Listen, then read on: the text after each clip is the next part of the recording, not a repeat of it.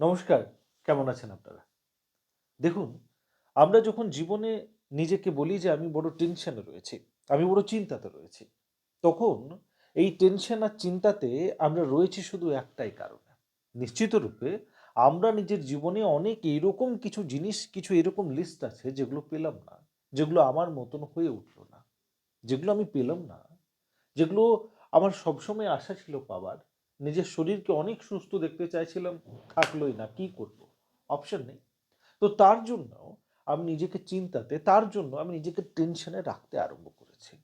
আর মূলত প্রত্যেক মানুষ এই পৃথিবীতে যত মানুষ আছে, সবাই কিন্তু টেনশনে, চিন্তাতে শুধু এজন্যই আছে কারণ তার কিছু না কিছু স্থান খালি রয়ে গেছে, রিক্ত রয়ে গেছে, সেগুলো পূর্ণতা পাচ্ছে না। সেগুলোর থেকেই সে অসন্তুষ্ট আছে আর তার জন্যই তার টেনশন, চিন্তা বাড়ছে। একটা ছোট ইনসিডেন্ট আমি শেয়ার করি আপনাদের সাথে। অফিসে বসে কিছু লেখালেখি করছিলাম। কিছু ভাবছিলাম, কিছু লিখছিলাম আপনাদের জন্য। হঠাৎ করে একজন এলো, আসার পর দরজাটা খুললো, আমাকে একটা জিনিস দিল আর তারপরে চলে গেল। যখন সে চলে গেল তখন কিন্তু সে দরজাটাকে যেরকমভাবে বন্ধ ছিল সেরকম বন্ধ করল না।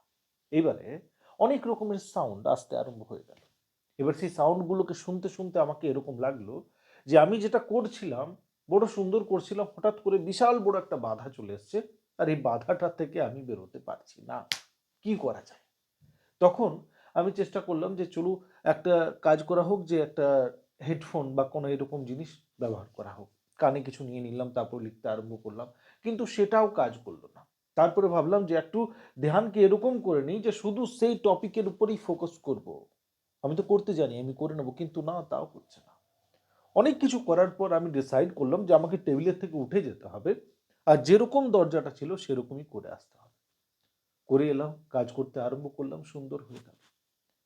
তো একটা জিনিস ভাবুন যে জীবনে অনেক সময় যখন ডিস্টারবেন্স আসে, যে জিনিসগুলো আমার মতন ছিল সেগুলো যখন হচ্ছে না, আমি যেরকমই করতে চাইছিলাম সেরকম যখন জিনিসগুলো আমার সাথে ঘটছে না, তখন আমরা সবসময় সেই মানুষকে দোষ দিই যে দরজাটা খুলে চলে গেল।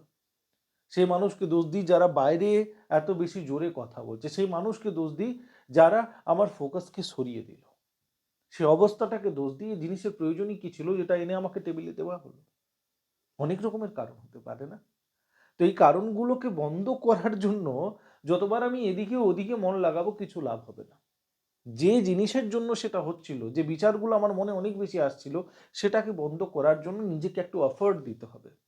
নিজেকে একটু ওঠাতে হবে সেই যে কমফোর্ট জোন আছে, যে আরামের স্থান আছে যেখানে থেকে আমি নিজেকে কখনো এগোতেই দিতে চাই না, যে না, না আমি এখানেই ঠিক আছি।